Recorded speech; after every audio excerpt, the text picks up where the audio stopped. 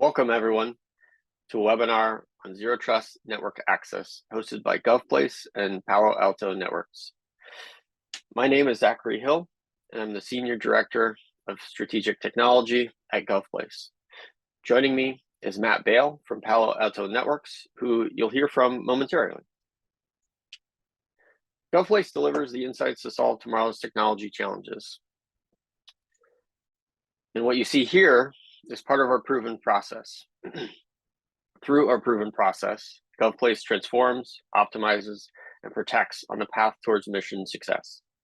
We do so by leveraging data and design thinking methodologies to build solutions with our customers. A core part of our DNA is treating security as part of the foundation in building any solution, which is why including security teams and security tools early on in any solution is a must. Today, we'll learn about how ZTNA through Palo Alto's solutions can enable safe and secure access to your environments, applications, and data. You'll see how it can be layered into a pre-existing environment or utilized as a foundation for a new environment or new applications. Please give a warm welcome and your undivided attention to Matt Bale from Palo Alto Networks. Thank you. Let me get my screen up here and excellent. Yeah, so today I'm going to be talking about a little bit about kind of the differences between, Zero Trust Networking 1.0 versus 2.0 and how that aligns kind of from that Zero Trust perspective with our product Prisma Access. The agenda that I'm going to be going through today, kind of talk a little bit about Zero Trust methodologies. I'll hit on Biden's executive orders, but then I'm going to really go down and talk about these core principles and the core needs within Zero Trust and kind of how that antiquated way versus the more comprehensive way. And then lastly, I'll give you some real world examples around this. So when we're talking about Zero Trust, many times when people are thinking about that, they get kind of wrapped around the axle around identity. And identity is very important, but identity is kind of one key piece of the whole Zero Trust journey. It brings me back to my, DoD days of making sure that you have the need to know, making sure the device has the need to know, making sure the network has the need to know, the application, the data, and then wrapping, automation and visibility and orchestration around all of that. Just want to talk just very briefly about Biden's executive order. The challenge with this is that Zero Trust is no longer kind of a nice to have for federal organizations that are out there. This is a have to have. And so if we're having to go down this kind of path, we want to make sure that we're doing it the right way the first time and being as effective as we can. So when we're talking about kind of like the challenge that we are in as an industry, two major challenges come to mind. First and foremost is, the applications are no longer just on-prem anymore. They've moved to a multitude of different places. We see that 80% of organizations are now in this hybrid cloud, strategy, and they're leveraging 110 different SaaS applications. The other challenge is that users are everywhere now. They're working from Starbucks, they're in the airplane, they're working from home, and a multitude of different places that are out there. And so with that brings a huge challenge in the fact that that attack surface is broader and larger, and it puts us at a very vulnerable spot to make sure that we're providing that comprehensive protection for our end users. So when I talk about the antiquated way around Zero Trust, the challenge that I see is, first and foremost, it violates that principle of least privilege. So, maybe you flash your ID and you're able to get onto the plane, but then you've got access to everything. And so you want to make sure that everything is on that need to know basis. It's following kind of, that paradigm of allowing and ignoring. Just because you have a ticket to get on the plane doesn't mean that you get to sit on the cockpit. Secondly, there's no deep security inspection. So many times, there may be some kind of lightweight security capabilities, maybe analyzing URLs or so forth, or some sort of content, but it's not providing that comprehensive security that you would expect from a tool or technology like this. Next is it's not protecting the data. It's not looking at things from a data perspective. You want to make sure that you've got your security cameras on your data at all time, and that if something happens, that the high ups within your organization want to know, how did the bad guys get in? What did they do when they got in? Was there data exfiltration? How did they get that information out? And lastly, uh, you're running into the challenge of just not being able to secure all your different applications that are out there, because we're not, we can't take that, year 2000 approach. We need to take a modern approach to being able to protect our applications no matter where they're located. So when we're talking about, our solution and Prisma Access, one thing to really take into consideration is that we have zero trust woven into all of our technology. So, from the user perspective, from the device perspective, from the, the application perspective, we know that these are who they say they are. We know that this particular application is who it says it is. We know the device is who it says it is. And so, that continues on with the user too. In addition to that, we're also able to keep our finger on the pulse of the device to make sure from a posture perspective, from a user behavior perspective, from an application behavior perspective, that device is doing what we're expecting as far as that's concerned, and that there's no malicious behavior happening on there. Next, the challenge is that we need to make sure that we're preventing, all the different threats that are coming through, and that includes zero-day threats. A major challenge that we've seen in the industry is that, malware makers make a minor modification to their malware, and essentially there has to be a patient zero, even if they're using some sort of sandboxing type technology. The fact with our solution that we've taken our machine learning engine and we built that in line to see derivatives of different types of attacks, that's a huge, protection and prevention measure. In addition to that, we've provided a multitude of different security subscriptions that you know and love and that you've been leveraging through, your traditional Palo Alto, firewall that you have out there. Providing our advanced URL prevention and protection, providing that SaaS protection, providing the, the advanced DNS and wildfire and DLP protection. Next, the big challenge is that we've seen with these applications is that they're moving to a multitude of different places that are out there. They're not just sitting on-prem. And then in addition to that, the challenge that we've seen is that with those applications moving up, we need to be able to have a sense for all of those different applications that are out there. We're actually leveraging our machine learning engines that are doing deep analysis and developing risk scores based off of all of the different applications that are constantly popping up.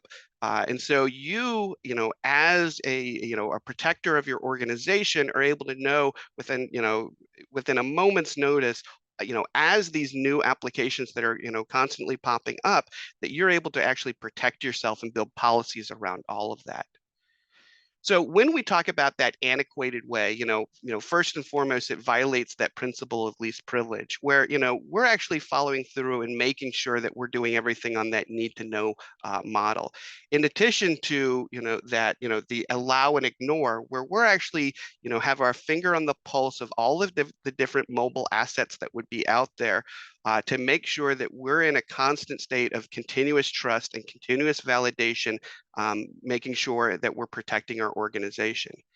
In addition to that, instead of just kind of not providing that comprehensive security inspection, we're providing a multitude of different types of security protections built within our technology. Next, from a data perspective, no visualization and protection around the data, where we're providing that comprehensive protection from a data perspective. And then lastly, being able to secure those applications, be it cloud applications or what have you, we're able to provide that comprehensive protection to say, hey, this is allowed, this isn't allowed, and determined based around all of that. So something to take into consideration regarding our solution is, first and foremost, this is not just a firewall that's been thrown up in the cloud. This is actually born in the, this is a born in the cloud solution. So let me tell you why that's important. We're actually leveraging all the different types of microservices in the cloud to make sure that we can dynamically scale based off of the needs of the organization. So if your organization is growing dynamically, we can handle that easily as far as that's concerned, where we see that being a very significant challenge out there with kind of competitive tools that are out there. In addition to that, we're actually hooked into Google's premium fiber network. I actually, we use this, I use this technology on my own work laptop, and I'm pretty lucky in the fact that, I've got I've got Verizon Fios at home, and I actually find when I'm leveraging our solution that I'm actually getting faster download speeds. And the reason that we're getting faster download speeds is because we're hooked into that Google Premium Fiber that knows the fastest paths as far as that's concerned. So we've got that depth of understanding all the different types of applications that are out there, and then the breadth of all of our different security subscriptions that are out there. In addition to all of that, we're actually able to provide what we call our data plane isolation. And this is something that's hugely, hugely important in the fact that with this, we can make sure that customer A and customer B, that there's no sort of commingling of that data in any way, shape, and form. In addition to that, we're actually able to provide a mechanism to make sure that, let's say customer A is doing some sort of pen testing of their environment. It's not going to affect customer B in any way or shape. So our consumption model is that this can be run as a desktop agent. It can be run as a network hardware agent, or it could be run as a explicit proxy pack or on a host machine. So the big win with that is that for those organizations that are kind of taking more of a crawl, walk, run approach, they can easily make their transition over that way. In addition to that, we provide this always on security even before logon. So we always know that, these software deployments are, where they say they are as far as that's concerned. We know that the updates to the machines are updated as we expect. And we know that anything from a group policy perspective, that these are the individuals that have that need to know as far as that's concerned. It brings me back to the days of when I used to talk about, that gold image. And so the reality around the gold image of setting up a new device was that the moment it got out the door, the moment that gold image was old. And so making sure that those devices that are located outside your organization are constantly up to date and they don't, they're not becoming that weakest link is hugely important as far as that's concerned. So I'm just going to briefly go through some key examples around all of this.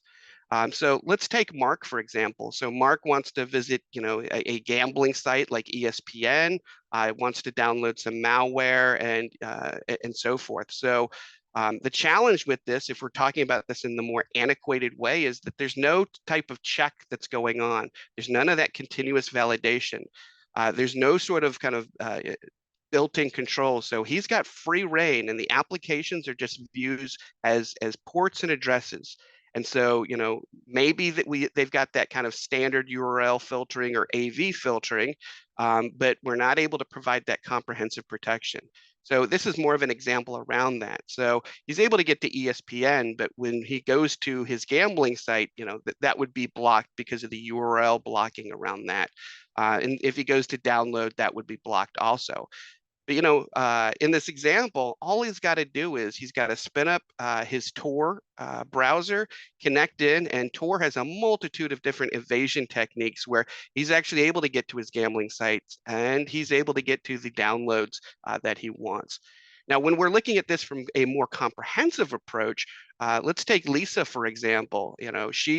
We're mapping this to her role. We actually provide, an update, even before you're logging in, that you're compliant and that you've got that real-time protection that is enabled as far as that's concerned. But even if Lisa was to say, hey, let me turn off AV, let me turn off these different types of security solutions, we can actually, kill the network to the device, or, this can be customized to the organization. So we can actually spin that, AV right back up. And so we're making sure that she's, getting that solid protection as far as that's concerned. So, yep, if she goes to the ESPN site, we can actually see the certificate that's being used there. She's actually able to choose the best and fastest route as far as to be able to make sure that she's got that best and fastest speed. And then from here, we're able to make sure that we're doing this from a least privilege model perspective, that we've implemented zero trust all throughout this journey, that we're able to bring with us the knowledge to protect with all of those different types of security subscriptions. We've got that inline machine learning protecting against all of those different types of derivatives of types of attacks. We've got wildfire protecting against the unknown. We're providing comprehensive protection for this organization. We've got all of those different security subscriptions that organizations know and love that they've been leveraging for, inside their network. And so what I love about this is that for organizations, they can, use Panorama, the management tool for that they've been using for their firewall. And just through, a couple extra clicks, you can implement that same policy for people who are mobile, for the branch offices that are out there. Never once have I ever heard that zero trust journey was way too easy, and the fact that you can actually make that journey to zero trust, protecting that mobile organization, protecting the branch offices, is really key as far as that's concerned. And so with this, even if we're blocking this, this initial mechanisms, we're blocking a multitude of different bags of tricks that are able to be leveraged because we're able to know that the applications are who they say they are. Gosh, Tor has a multitude of different tricks. They've got Snowflake, which does all its tunneling traffic through a plugin within the browser. There's one called encompassing that makes everything look like it's coming through Microsoft. And we're able to confirm without a shadow of a doubt that these are who they say they are, or this is actually something to pretending to be something else. In addition to this, we've got these curated and up-to-date dynamic lists of all of these kind of malicious sites that we're automatically blocking, and automatic blocking of applications where we can get really granular around the control for the protections. In addition to that, you can really set up and customize these prohibited applications too. So we've got all of these best practices already built in. So we can make sure we've got this honed in to the user policy within our organization to make sure that the security people have access to the security tools, the finance people have access to the finance tools, and so forth. So I always say, don't take my word for it. Our high availability and low latency makes this a trusted solution to make sure that you have that constant uptime. Kind of one more thing regarding this, we also have a technology in this that can load up on the endpoint or can be leveraged by the help desk, which is called ADEM. Our digital experience management. And we can actually get to, in a matter of seconds, to determine what's causing the slowdown. So anytime you implement a technology like this, sometimes kind of fingers point to the new technology, and we're actually able to get to, in a matter of seconds, to determine, hey, the actual slowdown here is the application. The actual slowdown here is the network path or the device or so forth. So this is just kind of a recap of everything I talked about with, making sure that we're protecting the branch offices, the home, the mobile, and we're able to actually work as a firewall, as a service, as a CASB, as a ZTNA, as a cloud SWIG. But what sits on top of all of that is that ADEM, right? That autonomous digital experience management, providing all that comprehensive insight that as you make your connection out to the internet, connecting out to SaaS apps, public cloud apps, or so forth. And so because of all of that, that's how we're able to be that best-in-class security solution that's out there. So, with that, we are the leader in that magic quadrant for 2023, and it's very exciting as far as that's concerned. Something I want to hit on lastly is around our FedRAMP certification, and us having that FedRAMP certification, and we've got we just recently got the IL5 certification in FedRAMP High for Prisma Access, which is very, very exciting as far as that's concerned. So I want to thank everybody. Thank you so much, and I will hand it back to my other teammates. But thank you so much, and have a great day.